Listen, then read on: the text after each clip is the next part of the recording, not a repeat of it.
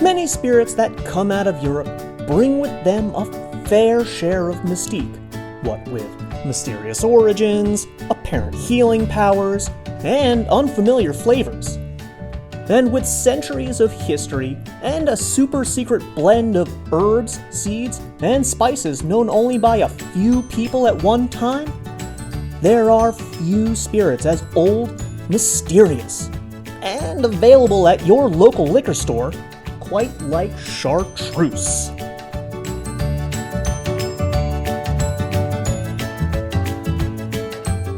Thanks to its bold, distinct flavor, Chartreuse has become quite the star with cocktails. But your first time trying it can be a little intimidating.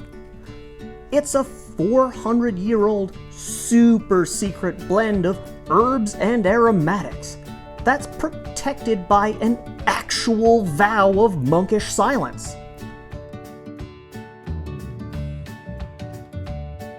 According to legend, in 1605, a friend of the Carthusian order of monks presented them with a manuscript containing the recipe for the elixir of long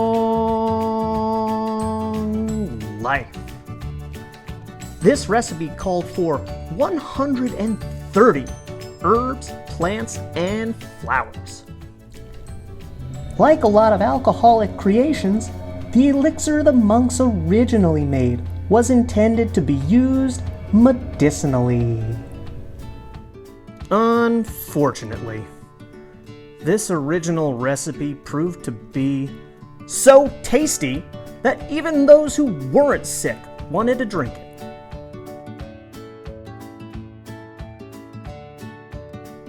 To maintain the elixir's historic secrecy, the formula is only known by 3 monks, so no single person is in possession of the entire recipe at any one time.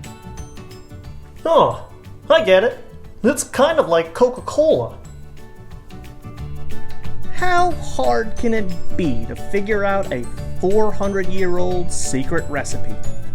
If it grows in the French countryside, and it's not likely to kill you, it's probably in the bottle.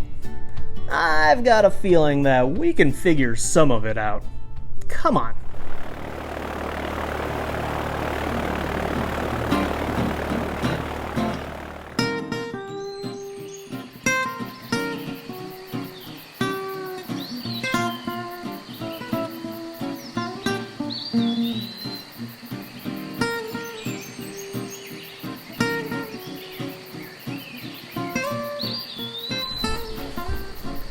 Oh, it's my friend, Tim Master. He knows a thing or two about Chartreuse.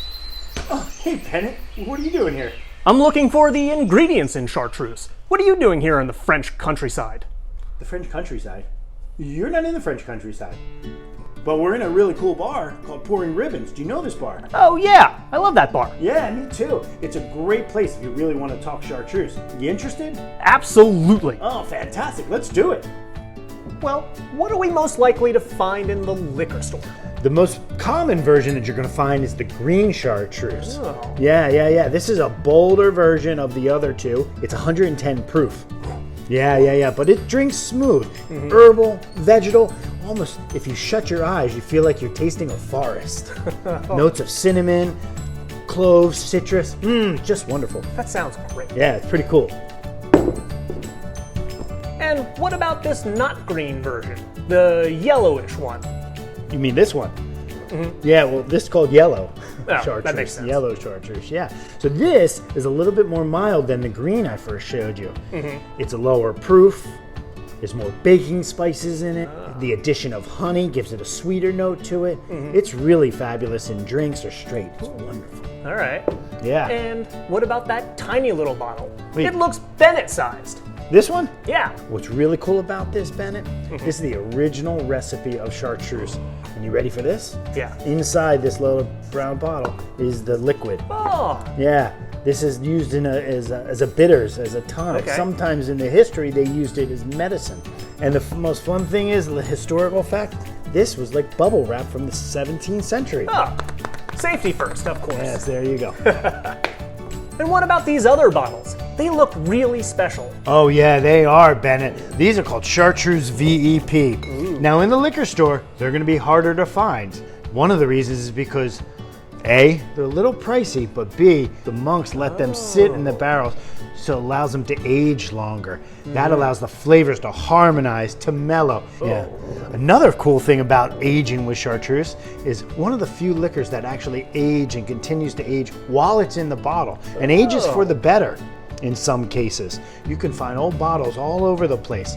Yeah, and some people who know about this, they know that on the green Chartreuse and the yellow Chartreuse, there's a code that tells you how old the bottle is. So when you go, next time you go to the liquor store and you see a bottle that's a little dusty, or maybe you go to grandmom's liquor cabinet, you could find an old bottle of Chartreuse. And we have something special because we're at Pouring Ribbons. We found on the back bar one of these bottles, Bennett. Whoa. Yeah, this is super old. This is from the 1940s, maybe 50s.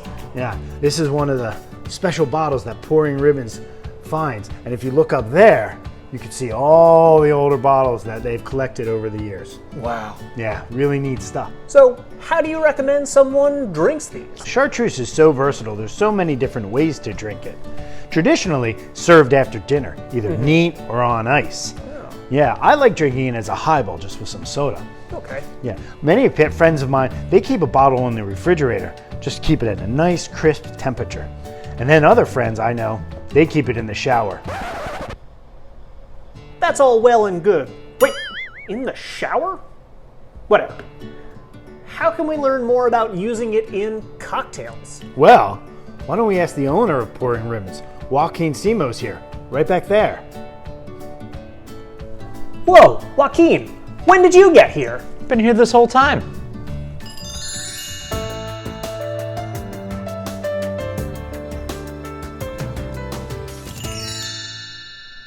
So, what can I help you with? Well, Tim and I have just been talking about Chartreuse, and now we need to use it. But how do you use something with so much flavor in it? It's pretty easy, actually. It's almost like a cheat code for bartenders. There's so many flavors in Chartreuse that you can almost always find something to pair it with, no matter what it is that you're using it with. So if I'm thinking about maybe tossing a little into a Manhattan, then all those baking spice notes are going to be really nice. Or if I've got a margarita I want to gussy up, then all those grassy, herbal, vegetal notes are really going to get amplified with even just a little bit of that liquid. These are all green Chartreuse cocktails though, right? For the most part, yeah.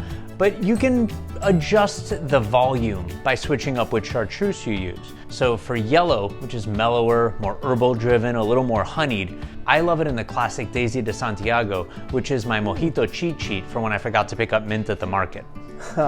So what's your favorite Chartreuse cocktail to make? Well, one of the most popular drinks that gets ordered with Chartreuse across the bar is the Last Word cocktail. Now that one was popularized by the great Murray Stenson at the Zigzag Cafe in Seattle, Washington. It's a super easy recipe. It's equal parts fresh lime juice, green Chartreuse, maraschino liqueur, and London dry gin. All equal parts, just shake it and serve it up. It couldn't be easier. So with such an easy spec, bartenders are bound to riff on it, and I was no exception to that. The Naked and Famous came about when I started swapping some of those ingredients out.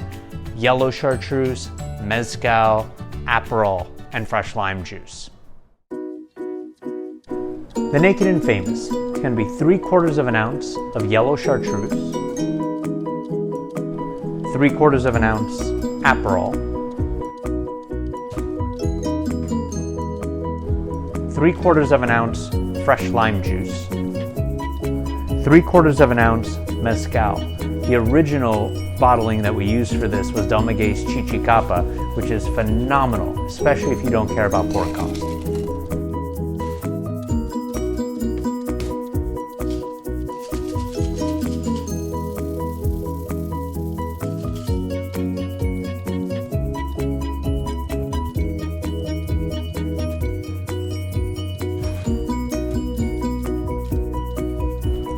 This drink was first invented when I was still working at Duff & Company, I think around 2009.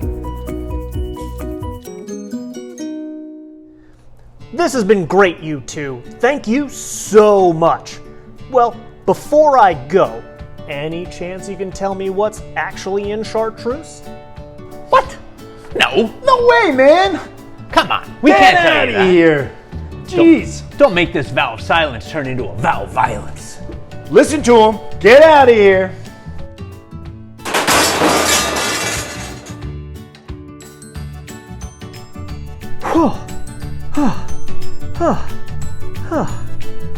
What was that about?